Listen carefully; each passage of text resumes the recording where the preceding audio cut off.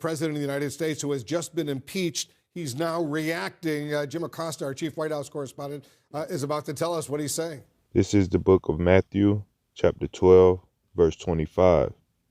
And it reads this: And Yahushua knew their thoughts, and said unto them, Every kingdom divided against itself is brought to desolation, and every city or every house divided against itself shall not stand.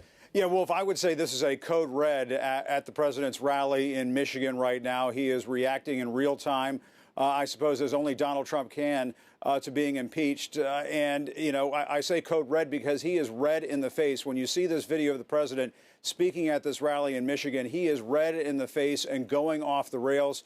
At one point, just a few moments ago, accusing Democrats of declaring war on democracy by impeaching him, talking about House Speaker Nancy Pelosi in very personal terms, calling her crazy Nancy, talking about other members of the House like Debbie Dingell. Here's more of what the president had to say just a few moments ago. You're declaring open war on American democracy. You are the ones interfering in America's elections. You are the ones subverting America's democracy. We did nothing wrong, nothing whatsoever. This was just an excuse. You are the ones obstructing justice. You are the ones bringing pain and suffering to our republic. This is the book of Matthew, chapter 12, verse 26. And it reads this: If Satan cast out Satan, he is divided against himself. How shall then his kingdom stand? Now, the president was also saying how he is going to be unleashing his millions of supporters to somehow vote House Speaker Nancy Pelosi out of office. I don't think that's going to be possible in her San Francisco district, but perhaps he's talking about her majority in Congress, something that Republicans have been talking about for some time. But Wolf and Jake, he just finished going off on Debbie Dingell, one congresswoman who obviously voted with the Democrats in favor of impeachment, and talked about how he provided what he described as being A-plus treatment to her late husband, the late Congressman John Dingell, when he passed away. The president making a remark just a short while ago that somehow John Dingell may be looking up, not down, as all this is taking place in Washington. There are some folks who are watching this rally wondering whether or not the president is talking about John Dingell somehow being in hell right now, watching all of this unfold. And so the president making some very deeply personal, deeply strident remarks at this rally in Michigan right now. And this really lines up with what I heard from a Trump advisor earlier today, that the president is not only, feeling, very unnerved by all of this. This is obviously under his skin, but there are plans in the works inside the White House and obviously inside the president's political team to really use and weaponize impeachment heading into the 2020 campaign. And that appears to be the case when you listen to the president at this rally tonight. Yeah, it's amazing what's going on. Jake, the president clearly is furious. He's so angry that he is now the third president in American history to be impeached by the House. This is the book of Obadiah, chapter 1, verse 2. Behold, I have made thee small among the heathen. Thou art greatly despised. The pride of thine heart hath deceived thee. Thou that dwellest in the clefts of the rocks, whose habitation is high, that saith in his heart, Who shall bring me down to the ground? House of Representatives. It's certainly not being cool under pressure. And in his remarks this evening, he said a number of things. He imagined a conversation between Bill and Hillary Clinton. He insulted the looks of Congressman Adam Schiff. He went after James Comey. And then again, just to touch on this, let's remember what happened here. Congressman John Dingell was a long-serving member of the House of Representatives, beloved, from Michigan. He passed away earlier this year. Congresswoman Debbie Dingell, who succeeded him in that seat before he died, obviously, was appreciative to President Trump for providing the funeral as the Trump administration does, as any White House would do. And then take a listen to how President Trump described it just a few minutes ago. Debbie Dingell, that's a real beauty. So she calls me up like 8 months ago. Her husband was there a long time. But I didn't give him the B treatment. I didn't give him the C or the D. I could have. Nobody would have, you know. I gave the A+ treatment. Take down the flags. She calls me up. It's the nicest thing that's ever happened. Thank you so much. John would be so thrilled. He's looking down. He'd be so thrilled. Thank you so much, sir. I said, that's okay. Don't worry about it. Maybe he's looking up. I don't know. This is the book of Obadiah, chapter 1, verse 6. And it reads this: How are the things of Esau searched out? How are his hidden things sought up? All the men of thy confederacy have brought thee even to the border.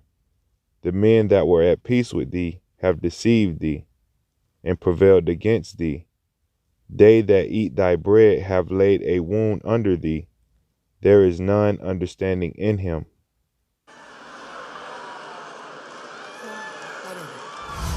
I mean, once again, we saw something like this after the late Senator John McCain died. First of all, the idea that by bestowing honors upon a long-serving member of Congress who has passed away, that's somehow a personal favor by President Trump. And second of all, just the lack of compassion, the lack of basic human decency. Debbie Dingell is still mourning her late husband. He's not even been gone for a year. And the idea that he would suggest, and obviously Jim was being polite earlier, but obviously he's suggesting that maybe John Dingell is in hell. Just an incredibly crass thing, and more importantly, this shows how much this really bothers him, how rattled he is. This is disgraceful. Yeah. I mean, this is just disgraceful. What he is describing is a congresswoman who called him and thanked him after the funeral and flying flags at half-staff. And I believe he was the longest-serving member of the Congress. More than 50 years he was in the House. This is disgraceful. She called him to say thank you, and now he is saying this vote of hers is some kind of betrayal, some personal betrayal to him because John Dingell got the funeral that he deserved. And by the way, this is a president saying this in the state of Michigan, right, his where state. John Dingell was beloved. And it's just, you know, and then going after Nancy Pelosi. I mean, I can't think of another word other than disgraceful. This is the book of Proverbs, chapter 21, verse 1. And it reads this: The king's heart is in the hand of Yahweh, as the rivers of water. He turneth it whithersoever he will.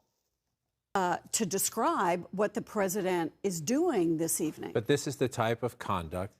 This is the reason Nancy Pelosi is Speaker. This is the reason you had the suburban revolt against President Trump. This is the reason Democrats won by such a big margin in the 2018 midterms.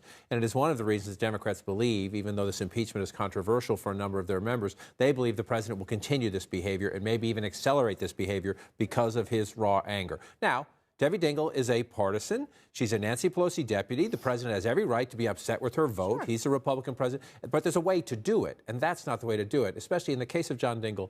Any president would have done this for John Dingell. He's the longest-serving member of the House of Representatives. He worked with Democrats and Republicans. And a broader point, he's a member of America's greatest generation. He served in World War II. He's buried at Arlington National Cemetery. You can take issue with Debbie Dingell without doing that. Yeah, but in some ways, you feel like this is a president who has to keep going lower and lower and lower in many ways to satisfy his base. He goes to these big rallies, you know, people who are adoring and his cheering fans, and they in some ways are immune to some of this. And you saw him there, the crowd sort of not reacting, and then he goes below the belt there, talking about John Dingell being in hell, and then the crowd reacts. This is a president beloved by white evangelicals. They seem to give him a pass on everything he does. So I think these coming months, we're going to see more and more of this president acting in this disgraceful way. And this is just to the point I was making earlier, which is this is a very historic night, a very momentous night, a night of gravity and solemnity. It's also a night that is going to not only leave a stain on President Trump's presidency, but I wonder what it's going to do to his psyche. And we see that happening in real time. And I do wonder, as an American, what does that mean? He's not going to be removed. He's not going to be removed. He's not going to be removed. You feel confident in that? Not by me. My 357 Magnum is comfortable with that. End of story. This is the book of Lamentations, chapter 4, verse 22. And it reads this: The punishment of thine iniquity is accomplished, O daughter of Zion. He will no more carry thee away into captivity. He will visit thine iniquity, O daughter of Edom. He will discover thy sins.